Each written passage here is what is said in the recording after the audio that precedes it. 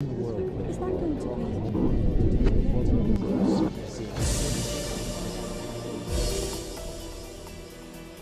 This week on Talk to Al Jazeera, the troubled country of Somalia faces a new crisis, political deadlock. I'm James Bays at UN headquarters in New York. After 30 years of chaos and conflict, this was going to be a pivotal year for Somalia.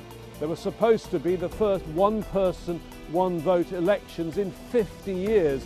However, in September, that plan was abandoned, replaced with indirect elections for Parliament in December and then for the President on February the 8th. Neither happened. Now the official time in office of President Mohamed Abdullahi Farmaajo has come to an end, and without political agreement, opposition leaders have declared Farmaajo's government illegitimate. So what next for Somalia? Will the government remain in office, or will there be a power vacuum? We'll explore Somalia's escalating electoral crisis in depth as the country's Foreign Minister, Mohamed Abdirizak, talks to Al Jazeera.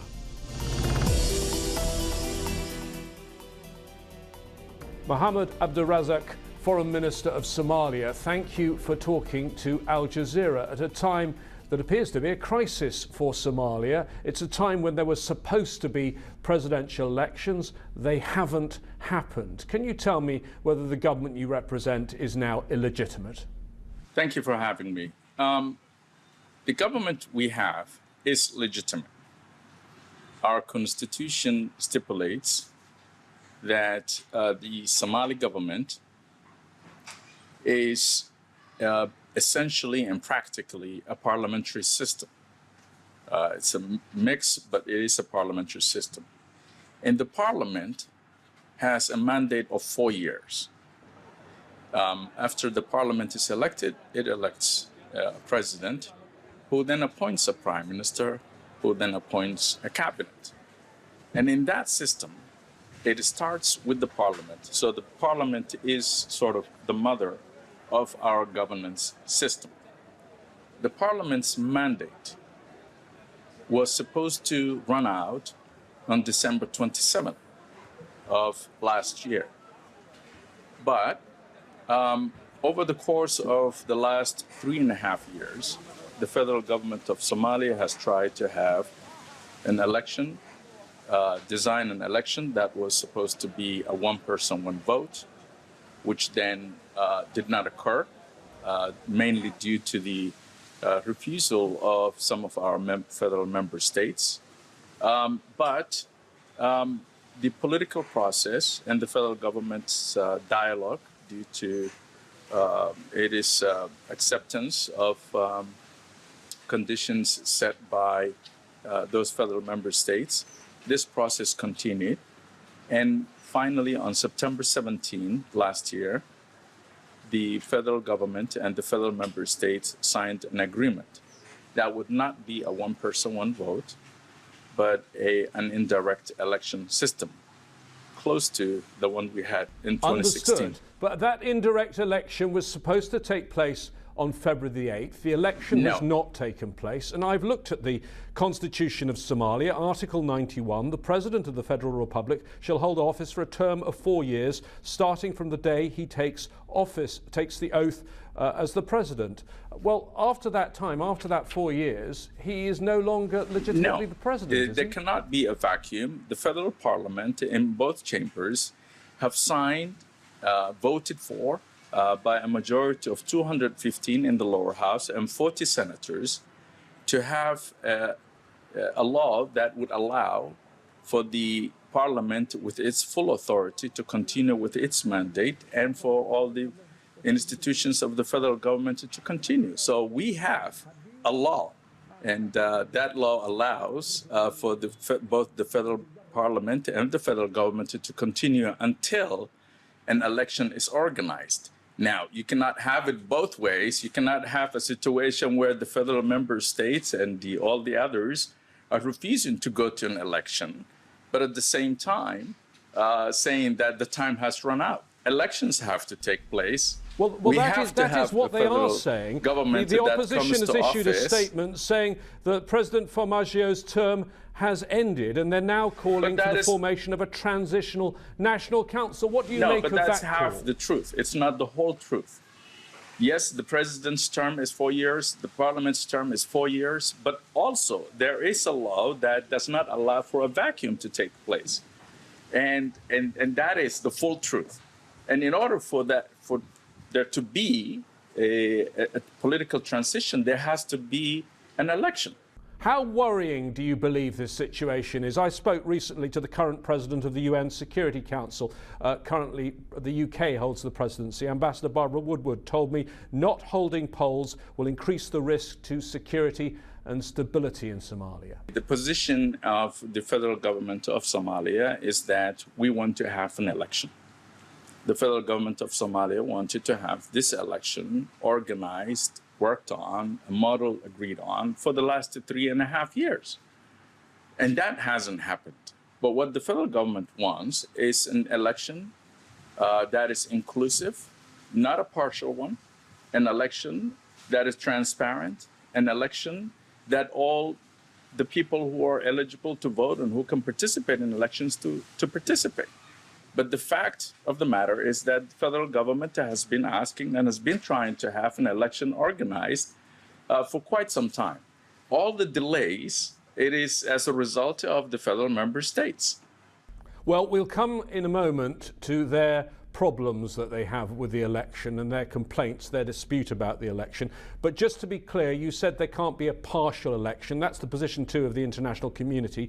Can you confirm, they talk about any alternative outcomes, including a parallel process or partial election would be a setback. Can you confirm that your administration, your government will not consider anything other than a full election? The federal government of Somalia is charged and has been, we have a president who has been elected legally by the federal parliament of Somalia, and a government that has been given the vote of confidence by the federal parliament of Somalia, that is charged with the responsibility of organizing an election. And that government's desire is to have an election that is inclusive, fair, and transparent. Let me talk to you about this election, because a prominent person, no less than the chairperson of the National Independent Electoral Commission, Halima Ibrahim, has described what you're planning as a selection, not an election. This isn't a proper election, even that you're planning. It's an indirect election. Isn't it a bit of an indictment of the administration that you represent, that's been in power for 4 years, that it hasn't come to a position where it can hold a one-person, one-vote election? Absolutely not. And let me share something with you.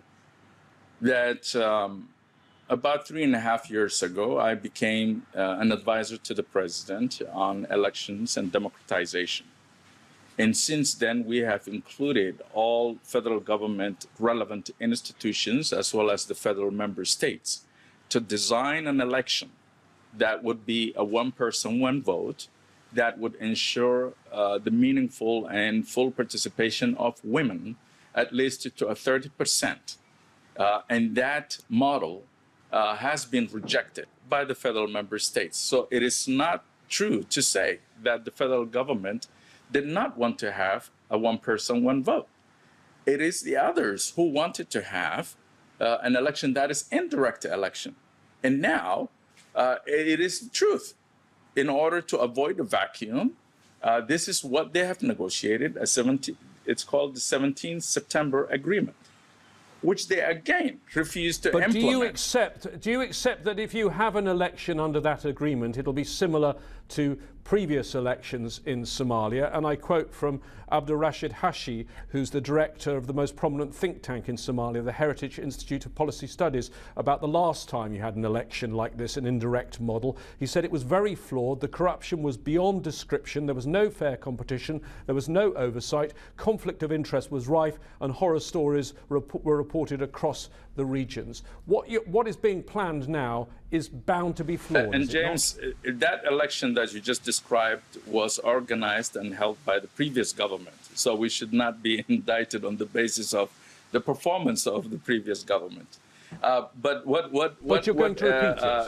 the analyst is saying is that that election, the design of it is very similar to what we're going to be doing, which is what the federal member states have agreed to. This is what they wanted, that the government has conceded, accommodated their request.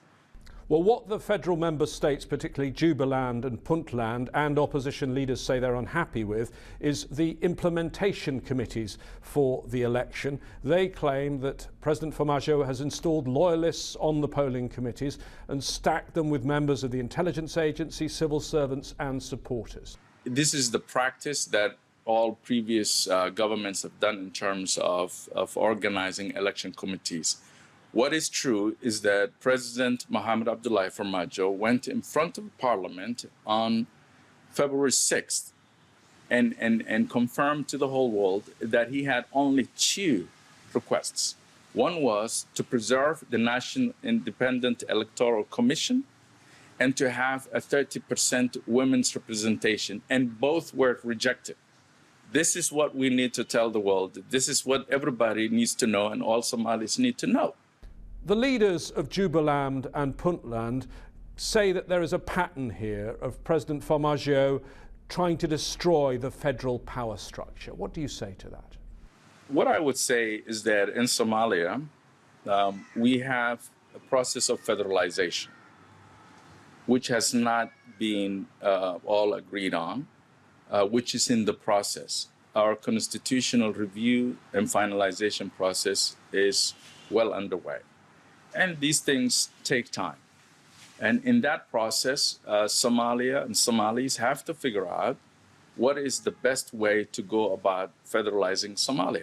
It's not the best time to be debating the future of the country in terms of its federalism and all of these important questions in an election cycle and in the midst of what's supposed to be an election period.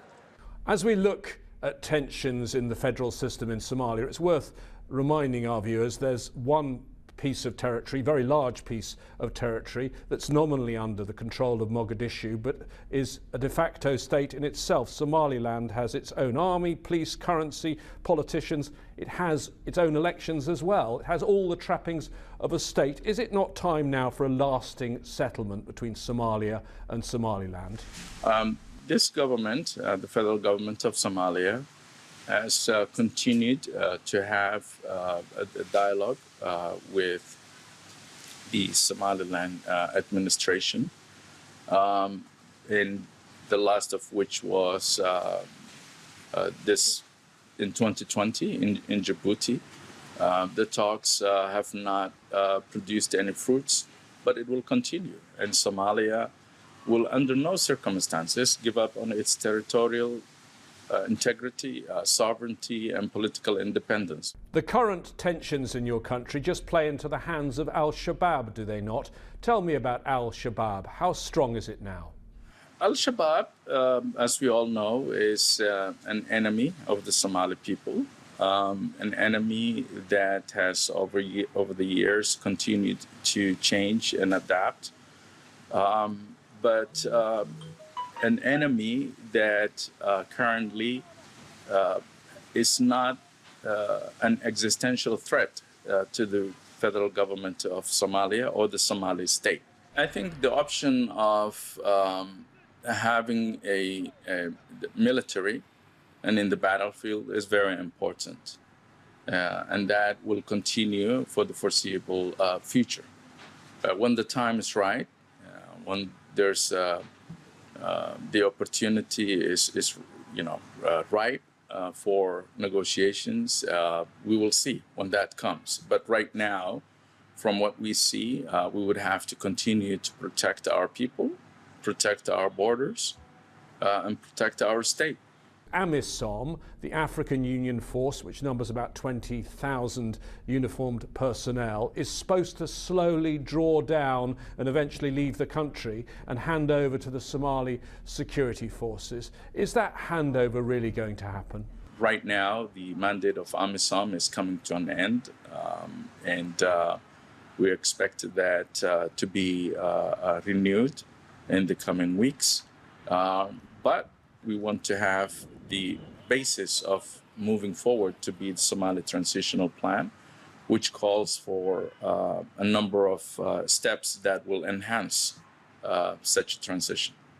The recent report by the US Inspector General to Congress talked about your own Somali security forces. It says they continue to rely on international support for operations, and al-Shabaab is not degraded to the point where Somali security forces can contain its threat independently. It went on, further details about the Somali security forces' operational capabilities are not publicly releasable. They don't want to say the extent of the problem there publicly, but it's true that your forces aren't up to the job yet, are they? Well, it's unfortunate that the report and others who talk about the Somali National Army do not talk about the fact that we're still a country that is under arms embargo, and that we don't have the capability to equip our troops.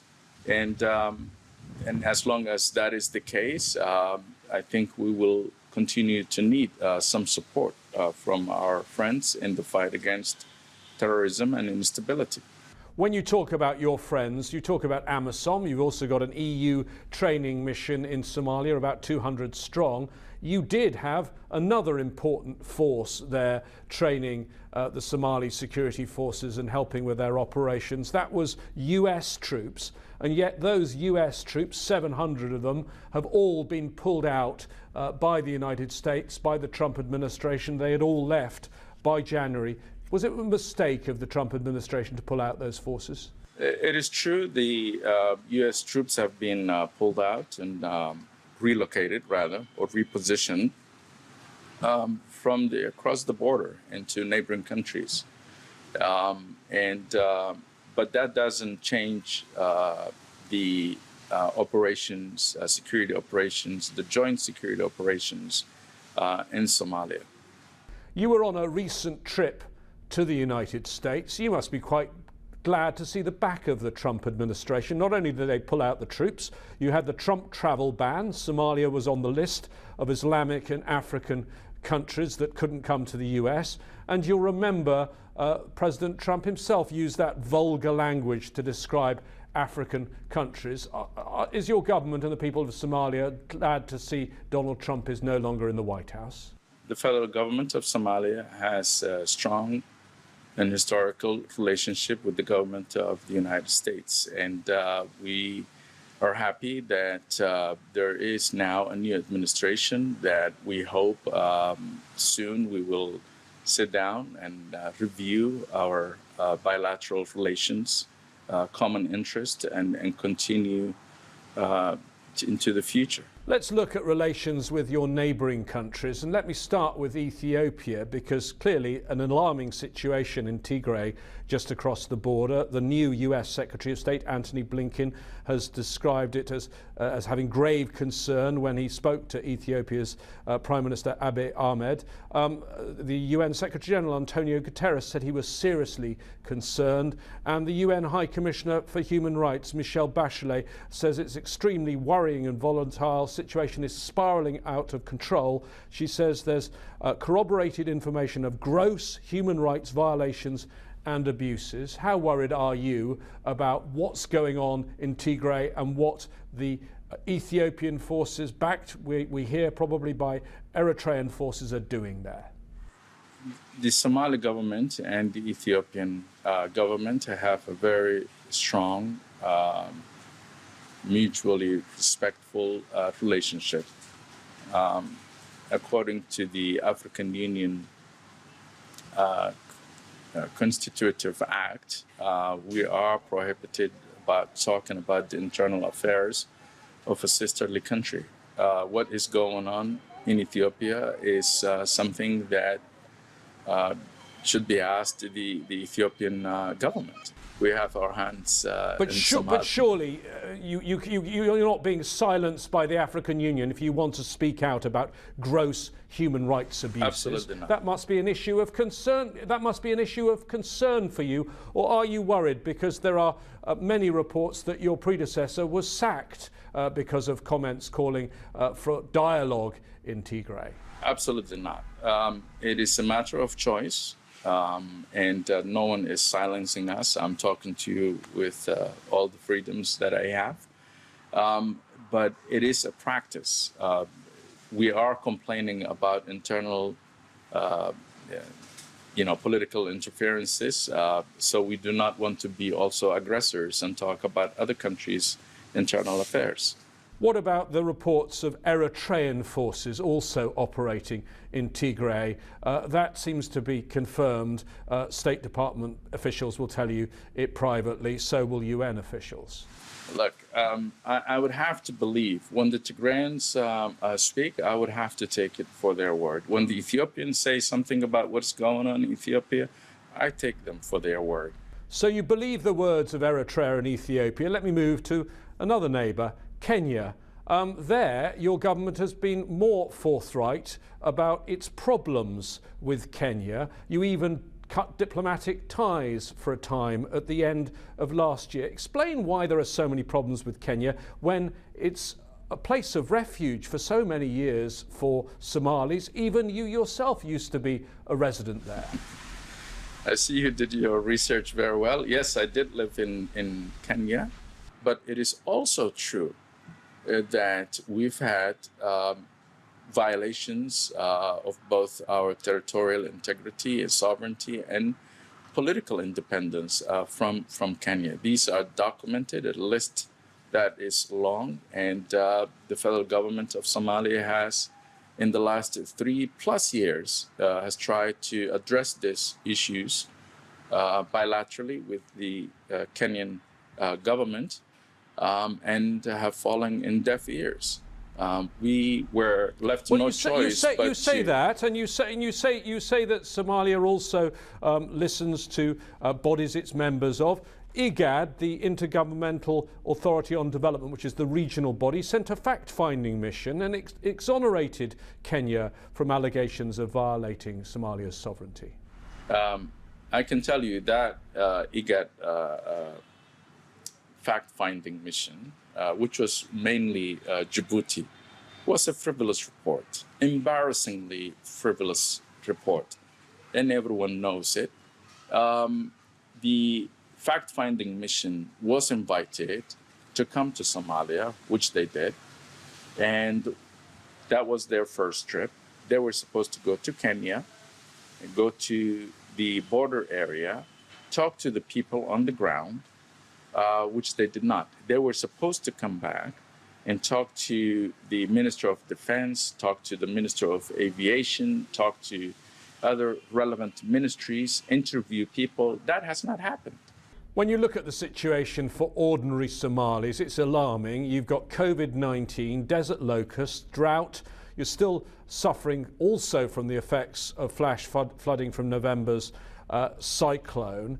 Are you worried that, a few years ago, I remember there was a London conference in 2012, one in 2017, that perhaps Somalia, despite these problems, is slipping off the international agenda?